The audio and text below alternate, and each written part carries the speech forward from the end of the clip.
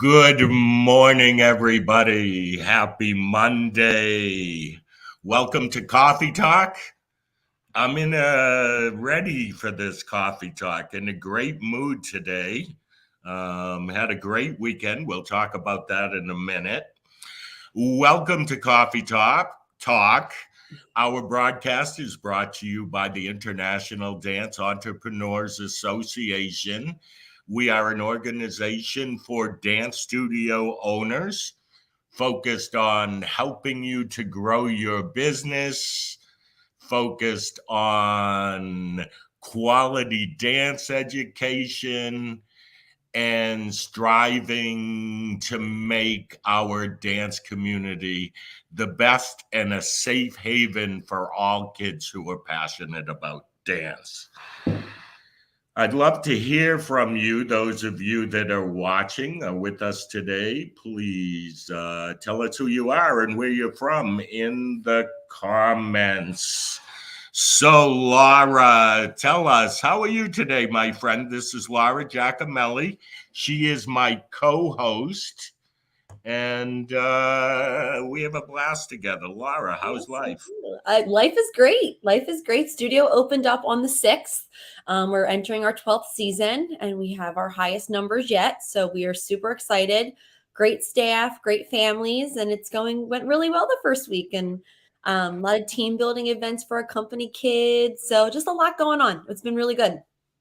Are you surprised that it came back this quickly, or did you have the feeling this was going to be the way it went for you?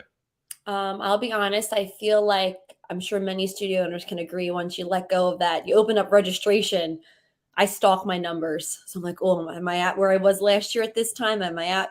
And once I hit last year's numbers, I just felt like, okay, I'm good now. I'm good now. So I think I always go in it with like a little apprehension, even though it is my 12th season and I am known in my community, but there's still that like first day of school jitters. If that makes sense. I don't think they'll ever go away. Makes total sense. I'm going to put you on the spot. Yeah. What's something you've learned this week that you didn't know before you started this season? Oh, something I learned this week. Something I learned this week. I would say, Rhee. Okay, I would say, so I've always been good with social media. At least I try to be really good with social media. But I really delegated all of that to my staff. And delegating that has been like, my front desk people run all of my social media Instagram feeds. And I think because of that, that has really helped our numbers, because that has been consistent all through summer. You see what's happening live in the studio every single day, whether it's a camp, whether it was a hip hop class, a creative movement class. And I think that really helped, because everyone says, oh, I saw it on your Instagram stories. I'm like, wow, you saw like a 5-minute snippet of little girls dancing with ribbons and you wanted to sign your dancer up for that. Like, that's awesome, you know? So what's your advice for some studio owners who are watching, who say, oh, I'm afraid to turn it over to someone else? So my staff is completely capable of doing it, because they do it all day, every day on their personal Instagram pages. They're like at work, click, driving to, like they're constantly doing it. And I think for me, I feel comfortable, because if I don't like something, I just delete it. That's all. It's as simple as that. They have boundaries, little, set of rules, make sure that everyone's allowed to be in the video. They have a list of the dancers who are not, but no, delegate and train. It's great. It makes life so much less stressful. You are really good at that, and that's something that all of us need to learn how to do. But I wasn't at first. That's like a learned thing. Year 1 through 8, I did not delegate. 9 and over, I started to delegate. So that's hard for me. So I think that's hard for a lot of us controlled studio. Yes. That's why I wanted to ask you the question. Mm-hmm. How was your weekend? I had a great weekend. I went to the Weissman Costume Showcase. Mm-hmm. The event was excellent. The costumes are beautiful this year.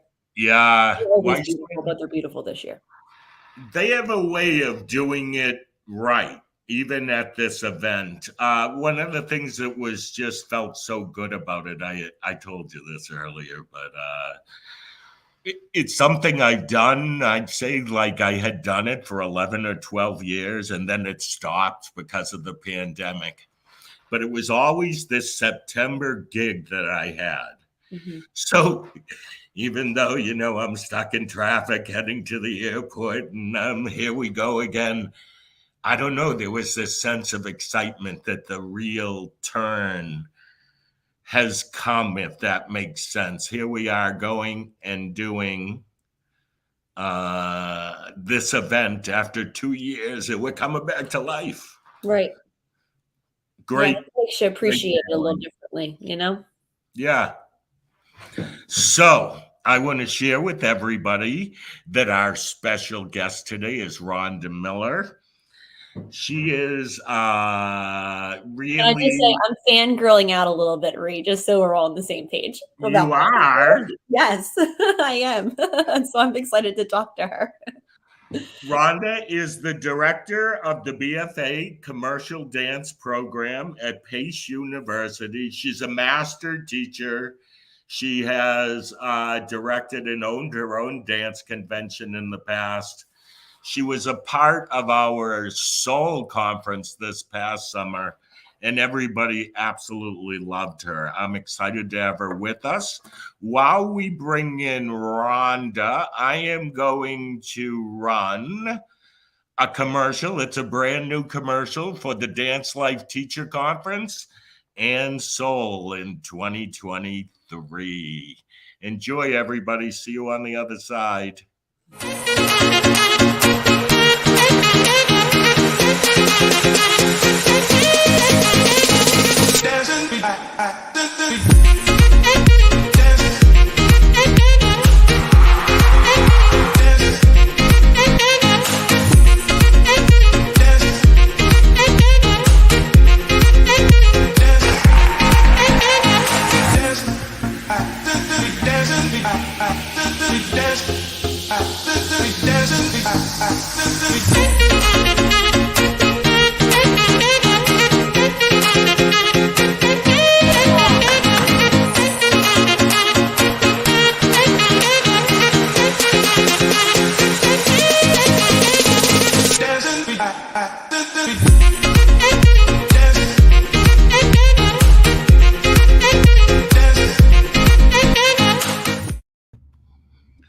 Was great. How cool is that? I think all three of us were there, at least for the soul part of it. I get a big smile on my face because the soul event was a risk, and it worked, and the vibe was so cool that it's one of those things where you pat yourself on the back and you go, "Wow, it worked." It sure did. It was really great. It was great. And I have a couple dancers, Rhee. I just had our company handbook meeting for like this season, and it's an option to go next year to Vegas. And a couple of my dancers are like, Miss Laura, are we going? And I'm like, you're going, we're going. Like, let's go. So they're excited about it, Rhee. I have two that went this year, and I think I have even more traveling to Vegas, which is super Awesome. Mhm. Awesome. Yes, for those of you that don't know about Soul, it is a totally non-competitive event. Classes for parents, dancers, teachers, presentations from colleges and universities, child psychologists. It's really everything about our dance field and how to do it with joy is the best way to say it. Rhonda, welcome. Thank you. Thank you for having me. It's an honor. I'm honored to have you, my friend. Thank you for saying that, though. But I want to ask you this question because our audience is dance teachers, studio owners. hmm Tell me about like your very first dance experience. What made you walk into the studio for the first time? Well, I think I was 4, and my mom decided that I was going to take dance class, and my first dance class was with a woman named Alma Britt, And I grew up for the first 8 years of my life in Charleston, West Virginia. And that was my first dance class. And you know how you just go tip tip tap with your your foot, and that was it. And then she tried to get me into ballet, and I was like, "Ooh." You know, but I came back around. I came back around to ballet, because if you don't have ballet, you're in big trouble. So, And when did you start to take it seriously? I would say probably we moved to the Baltimore area um, when I was like 8 and 9, and then I just fell in love with all of it. And then when I saw the movie Cabaret with Liza Minnelli, that was it. I was like, I got to do this for my life. There was Ah. so captivating. She was amazing. So yes, from seventh grade on, I was in it to win it. It's awesome. So I know that you are the director of this really awesome program for dancers at Pace. Yes. And I want to ask you about that. But before I do, I noticed that you yourself have a BFA in dance. Hmm. What is the difference now and what it was like back then as far as what's offered at the higher ed level for dancers? I Okay. know it's changed dramatically for the good, Yeah, Yeah. but I'd definitely. like to hear your Well, input. I would say, years and years ago, I think academic institutions wanted to rely heavily on the codified genres, which would have been ballet and modern. And there, it's written out, you can follow it. And I feel like the academic community really settled with those. And I think back then it was very rare to find it was either ballet or modern. So then if you could find a program that even had some musical theater and jazz, those were very, very few and far between. So I would say from back in the day, my back in the day, to now, when I wrote this program, it was I really talked to the school and I said, we need to provide the platform and the education for students that want to do all genres of dance, not just ballet or not just modern. So that is why I branded it as a commercial dance program here at Pace, because I believe that commercial is not just hip hop. Commercial dance is all styles of dance, ballet included, modern included, hip hop. We have aerial arts. They have to take singing. They have to take acting. Like, it's everything to create longevity in your life.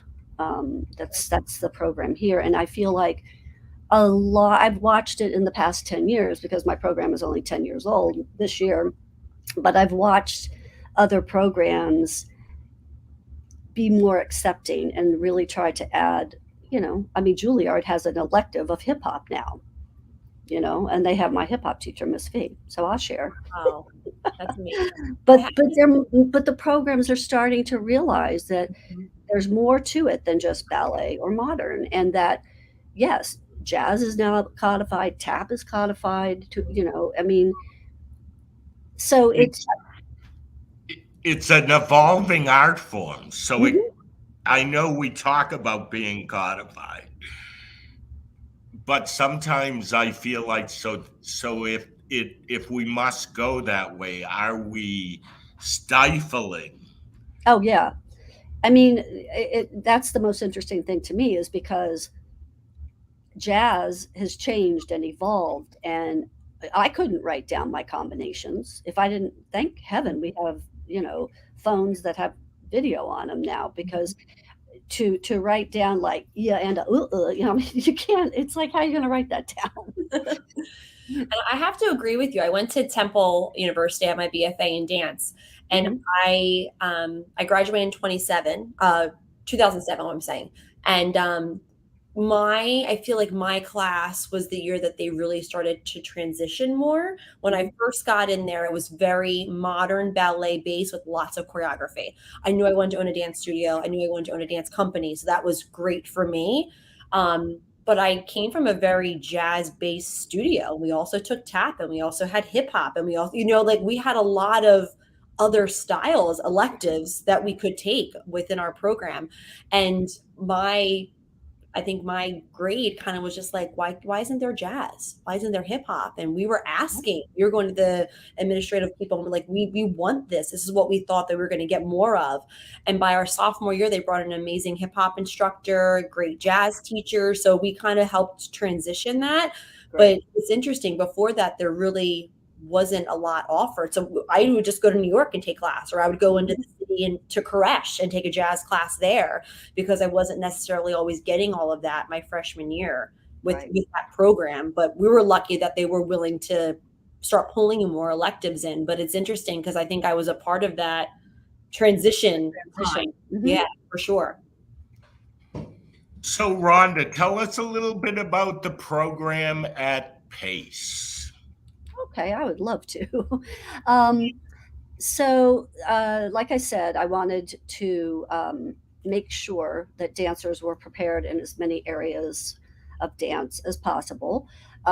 So we have obviously a lot of ballet, believe it or not, lots of ballet. We do have modern, but we have hip hop and all different styles of jazz, contemporary. Requirements in the program are pedagogy classes, which we want to make sure that our students know how to properly teach ballet from young children up through adult, and we have the same with jazz, so that's in the program. We have choreography. We're listed as like top, one of the top 3 and 4 choreography undergraduate programs in the country. So we have a good bit of that. Partnering, they have to take acting, they have to take singing. We have aerial. I just wanted to, in 128 credits of a BFA, I wanted to get as much put into this program as possible. We have beautiful, like a lot of theater dance. It's just a really, really well-rounded program. But the newest thing in the past couple of years is I rewrote the program to where in spring of junior year, I take the students to Los Angeles, the junior class, and everything we do out there is all on camera work. So they because it's very, very different. Like, yes, you know how to dance, but do you understand how to do it for the camera and what the camera's doing? So we do dance on camera, we do improv, which is acting as well as movement, choreography for the camera. And I have the most stunning faculty out there as well: Mandy Moore, Ray Leeper, Jen Hamilton, Dominique Kelly, like just major players that want to give back to the students. Now, Rhonda, do they go to your studio while they're out there? Because don't you co-own the Edge out there currently? No, I sold my interest in that business back in 2001. Oh, okay. Yes. I was wondering how you were doing both. I was like, wow, like that's, yeah. I'm like, I don't know how to I would implode. But no, we did rent from Edge originally, which was great. And then now that Edge is closed, right now we hold our classes out at the Performing Arts Center in Van Nuys with Joe Malone out there.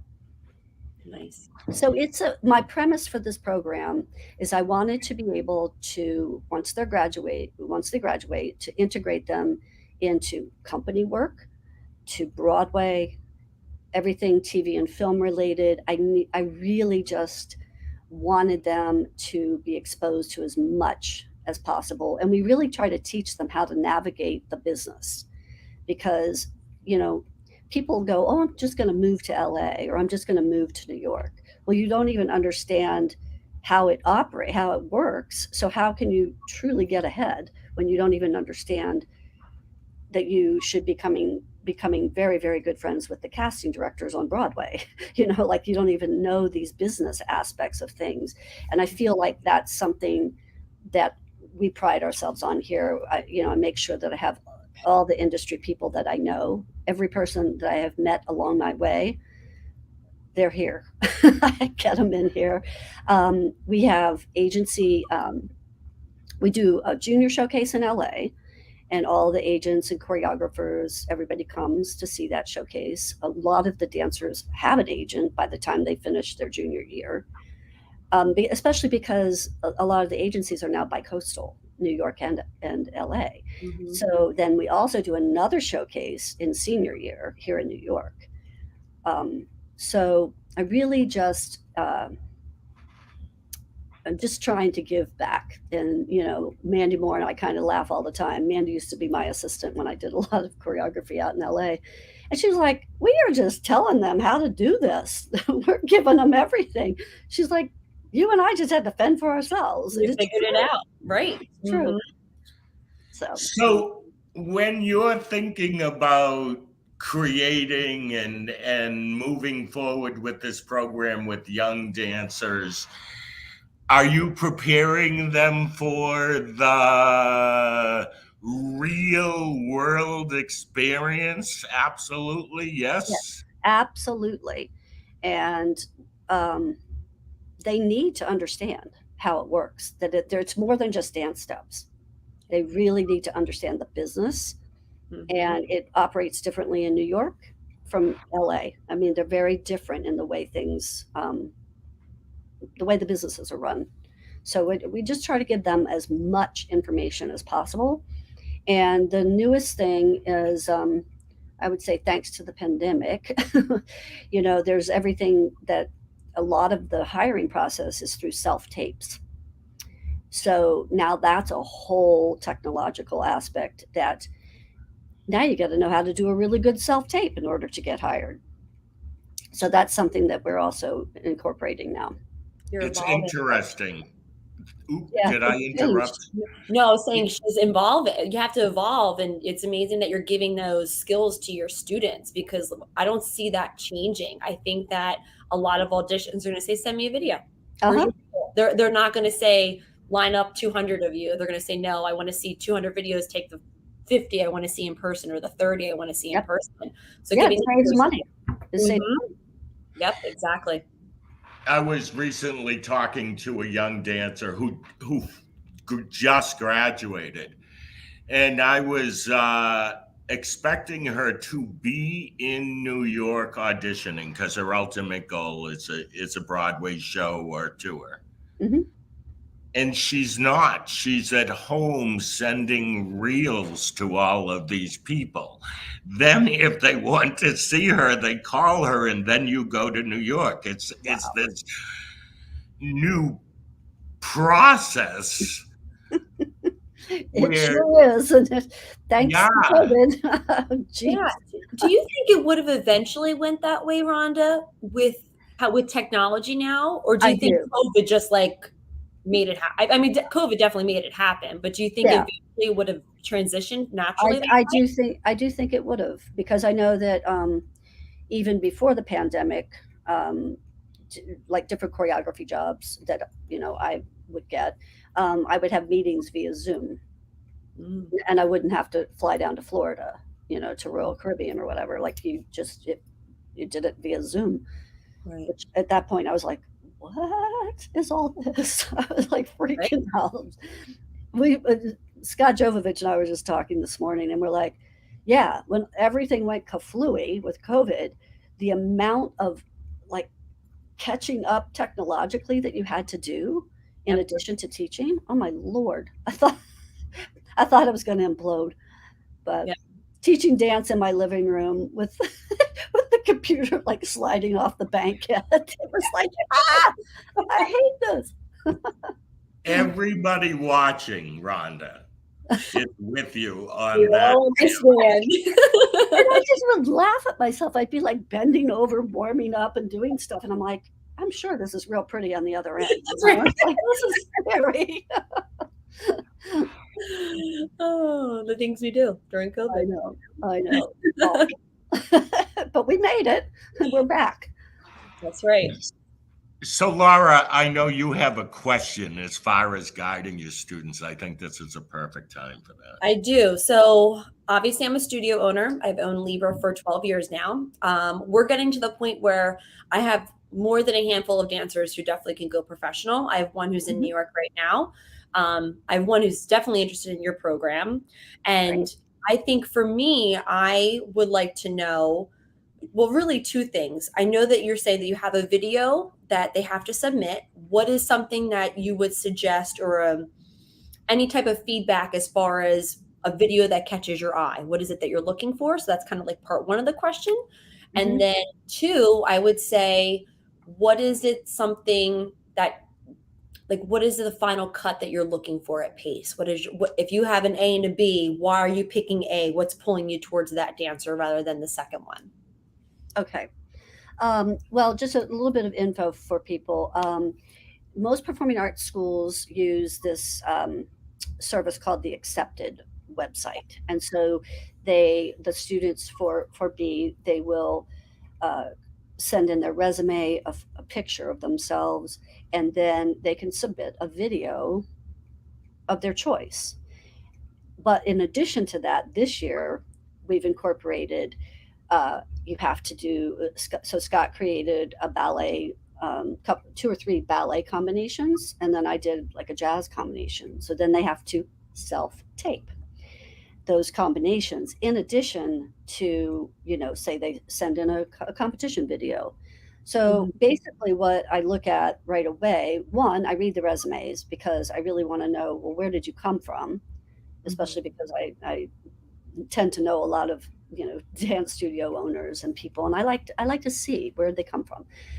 Then I just start taking a good look at the competition solo to see where they are landing with something that they've already rehearsed and rehearsed and rehearsed.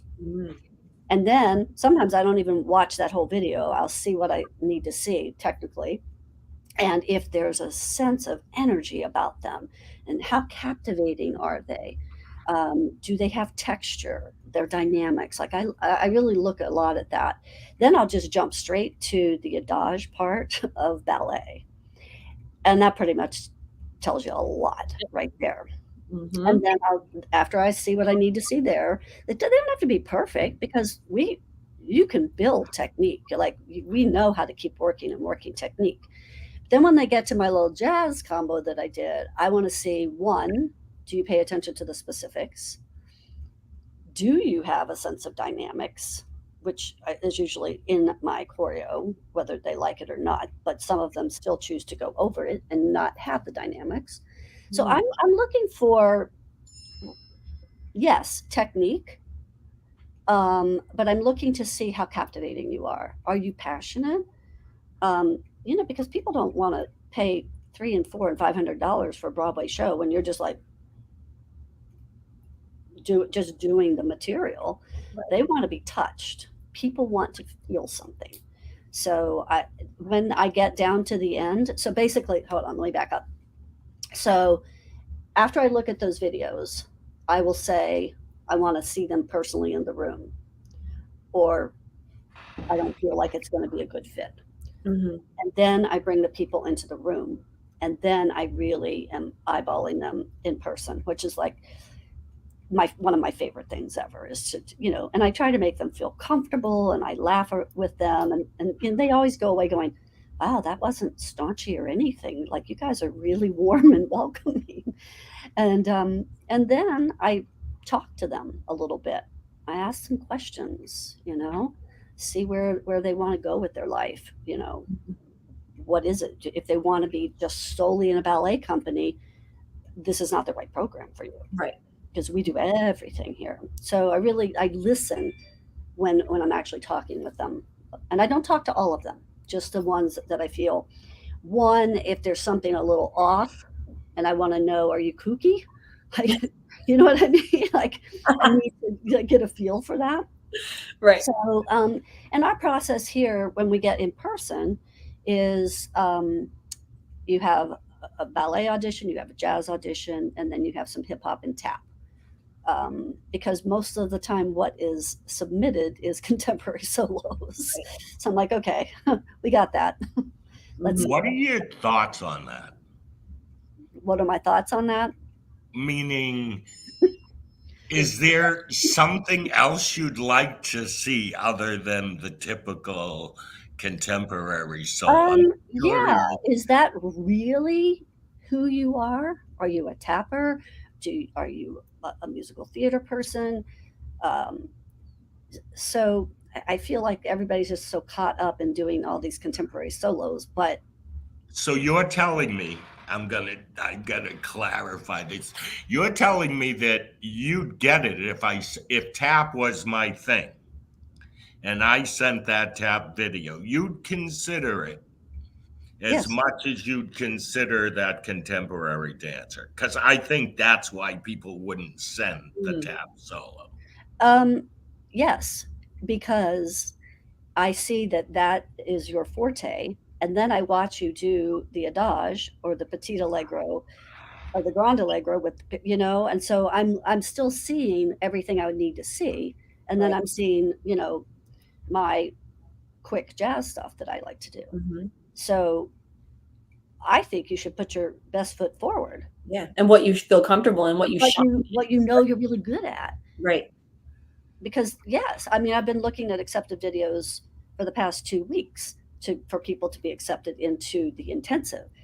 And yeah, every single one of them is a contemporary solo, just about, except for a few Mhm. people. And I had a few people that were tappers. So what do I note? Tapper needs more work in ballet, needs a little more strength. Like I make notes over there to the right hand side of my page for myself.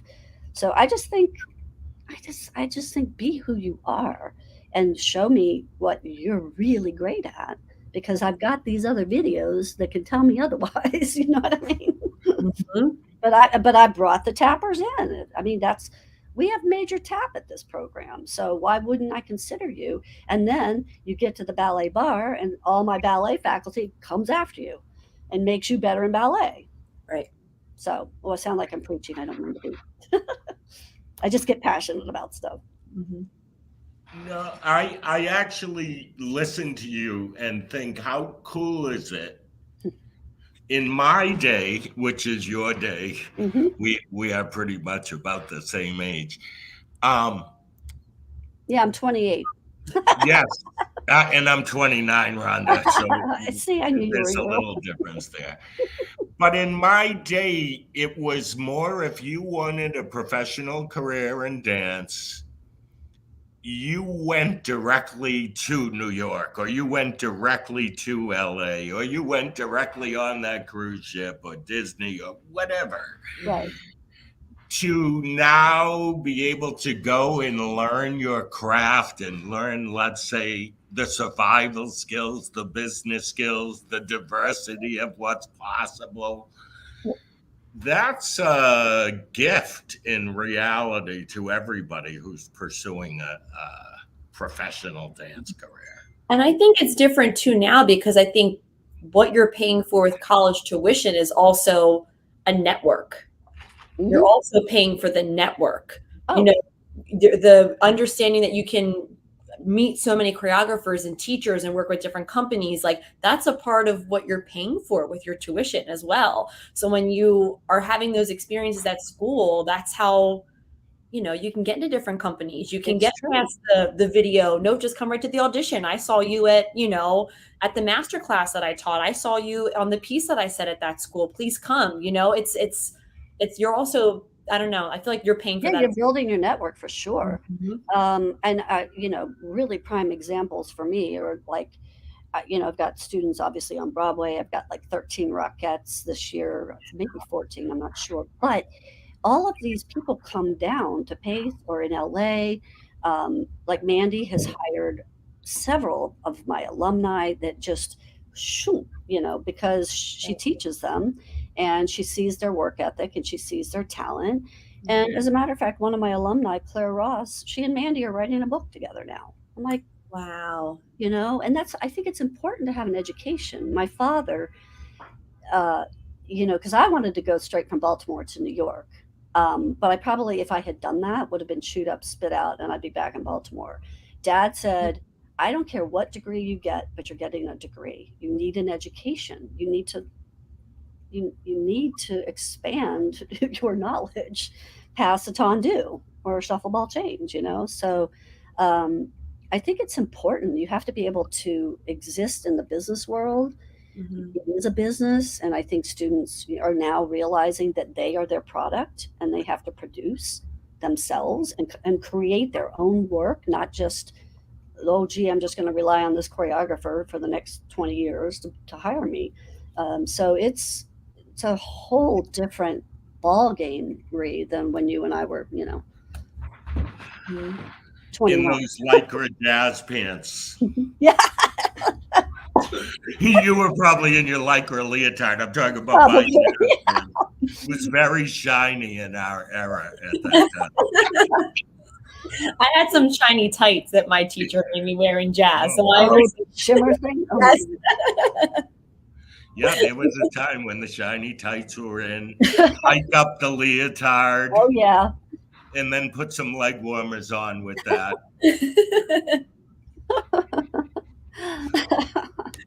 Rhonda, I know you do a lot of traveling, different dance conventions, master classes. What do you think of the state of dance right now? I know that's a big question, but what are your thoughts? Well, I think one of the cool things is that dance is so accessible for people now. That, Mm. you can, there's YouTube, there's Insta, the TikTok thing, but whatever. Um, so I think it's kind of exciting because there's so much more exposure, and the television shows that have been out there really open people up. Um, I'm excited. What I noticed this summer when I was traveling and teaching, I noticed that the students they were really excited about jazz, not just contemporary. And that made me feel really happy because it's time. Jazz is going to make its comeback. I'm here to tell you. I'm ready for it. I'm going to be the one. Okay. I'm ready for it. I teach modern, and senior jazz at Libra. Mhm. And I was hesitant to jump. I had a baby 2 years ago, so I kind of took a little step back from the upper level classes. I had him in September. So I'm like, crazy, Yeah. great planning, for a studio owner. But I took a step back for that year, and just so happens that teacher was moving. So I jumped back into senior jazz and senior modern. And I literally was like, oh my God, senior jazz. My teacher was so strong. Like, oh, I haven't taken a jazz class in a little while. And then I got back in there, and it's like my jazz baby roots from when I was 5 just like started growing again. And the girls were like, Miss Laura, I love modern, but your senior jazz dance was so much fun. I was like, cool. Like, and that, even like this year, I'm just so excited about jazz, and our jazz program really is growing. My Good. mini jazz class went from 8 to 17. I'm like, wow, That's like fantastic. it doubled. And I was like, this is, and it's so funny. And the parents said they saw the senior jazz dance, and the little one says, we want to do that. That was, looked really fun. And I was like, So it's like, it's what they see, it's what they're exposed to. So it's like, I want to push jazz at my studio because I love it. And it's so, pulls from everything, jazz. Exactly. That's the cool part about it. The musicality, the technique, all of it. So Mhm. jazz is huge at my studio, and I'm so thankful for that. Great. I'm wondering why it is the kids are getting excited about jazz again. I actually, if I'll give a little commentary and say, I felt like we were all contemporary, and that I wanted to feel some of that joy that dance can bring to the stage, and missed good old jazz dance. But honestly, I am also a guy who says, now, Rhonda, you might remember this, even though we may look at contemporary differently because that wasn't where we came from. When jazz dance first came out, there were teachers who thought it was risque. We shouldn't be doing jazz dance. You're breaking boundaries. You should move your hips, So now when I look at this whole contemporary world and I go, okay, I love it. I don't mind it, but Contemporary, enough. awesome. But I also know that it's an evolving and changing art world, and that we have to accept what the next generation's bringing to the table. It's the future. I think also it goes back to these kids, at least from being a studio owner and dealing with 18 and younger, from what I'm seeing is like they've been sad. They don't want to go on stage and do a sad dance.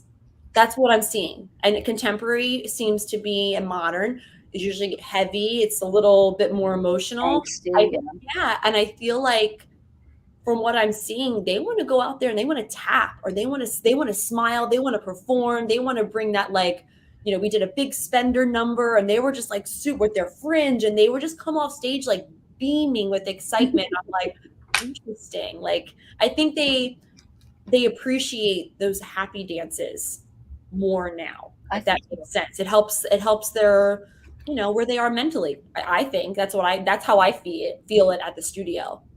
Well, we all, for a year and a half at least, were like, just, this was it. This is all we had, just yourself. And now I think watching, the students here, it's a bit of an adjustment for them. Well, I noticed it a lot last fall, being around each other. It was like they just socially didn't know what to do with each other. It was really bizarre. So, I think that's a really good point, especially after, the pandemic. It's like, we all need to be happy. We need to be grateful that we can be together again, That's what I keep telling these students. I'm like, what's wrong with you? We should be so happy to be, and without a mask on our face, so.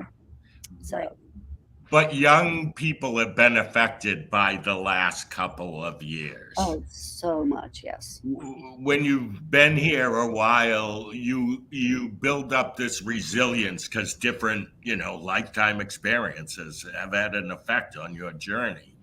I look at young people today and I feel as though the pandemic has had a major effect on who they are, who they want to be. Mm-hmm. And I'm not saying it's all bad. There's a lot of young people who are just, I'm going to be me at this point. Right. And I like that because it wasn't always that way. Mm-hmm. But yeah, I think young people, it's a different world, or their perspectives are different now. Totally. But going back to the other topic about jazz dance and everything, I'll say this. I think the audiences want to be entertained too. Mm-hmm. Yep. Okay, the audience, when we're performing, they want to smile. Uh-huh. Absolutely. And I think for people, dancers to be able to do all the different styles. I think that's just so nice, that one minute you can, really be emotional and, and express that type of feeling, and then to experience joy. And it's fun. It's fun as a dancer to have all that variety. And yeah, audiences are that way too. They want to feel something, be it whatever it is. And I think that's what a dancer, that's what I'm trying so hard to, impart into these dancers here at Pace, is touch the audience. My mother used to say, your only obligation is to entertain. There you go. We would be working on, the passe in the right place and all of this. And after a while, she'd say, your obligation is to entertain. As your legs shaking in passe. Yeah, yes. But it was a truth. Our audiences don't know that passe is in the perfect place. They know the vibe that they're feeling watching you do that passe, right or wrong. That's true. It's true. And it's a truth. And that's what dance is all about. I look at it as like it's like the oldest art form known to mankind. It's a way to communicate, and all the other technical stuff is great. Mm-hmm. But the first obligation is to move someone, an audience, whatever, or yourself. True. So true. I have another question, Rhonda. Okay. So as a studio owner who does have, like I said, I have a mix of girls and boys at my studio. Some take their once a week class, some take their 5 classes a week, and this is their extracurricular activity. And then some take 9 and they want to dance. So I'm all across the board with the Right. dance studio and what the dancers want from out of it.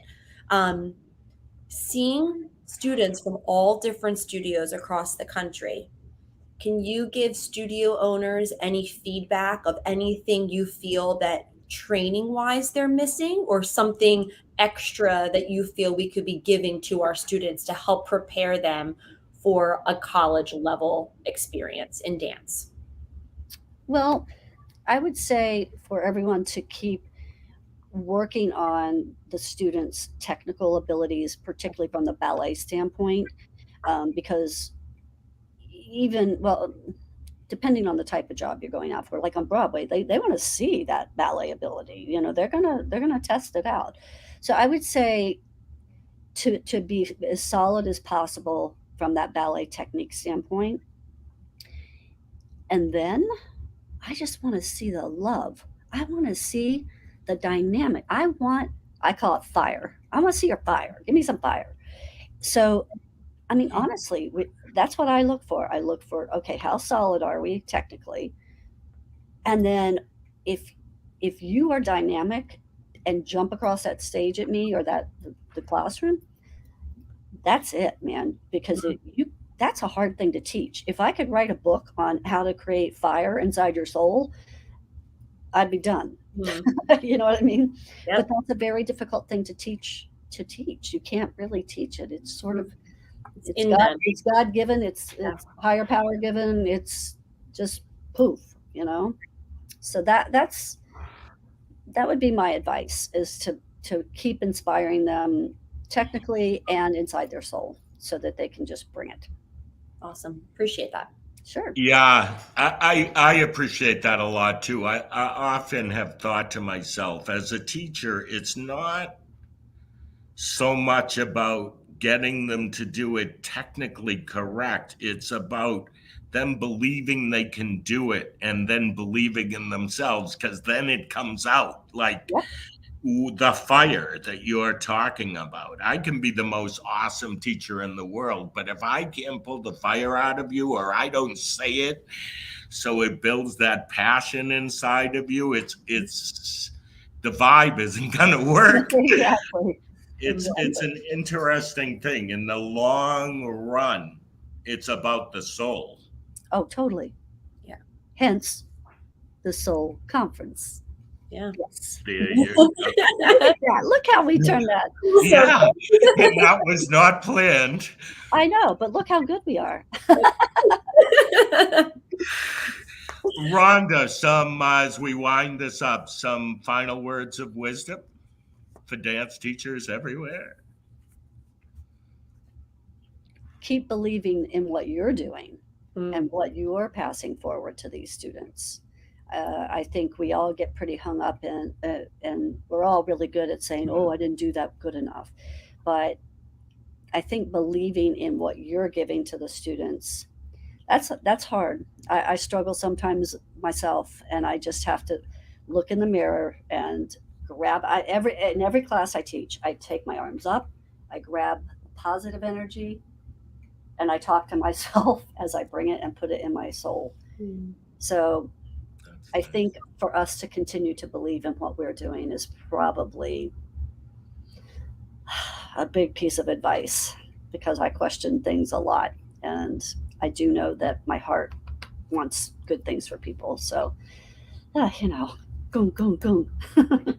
I think you're doing an awesome job, and thank you for doing what you're doing at Pace. Thank you. Amazing things at Pace, for sure. Thank you. Well, come visit us in downtown New York City. Sure. Actually, tell us, if I wanted to find out more about the PACE program, is there a URL you could guide us? Yes, you could actually go to PACE Performing Arts, www.pace. Actually, I think they might have incorporated PACE School of Performing Arts, and just go to our website. We actually have a fall show it's called Dance Space, and it will be December 7th through the 9th. And then we do one in the spring called Dance Out Loud, and that one's usually like the very first part of May.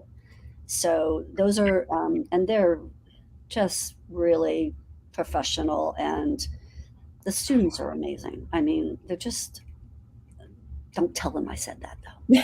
No, But the they really future is are. bright. And so, feel free, if anybody ever needs anything, reach out to me. If you write this down, R Miller, but the number 4 at pace.edu, feel free to reach out to me if you can't find the information that you need. Yeah. And, one more thing before we take off.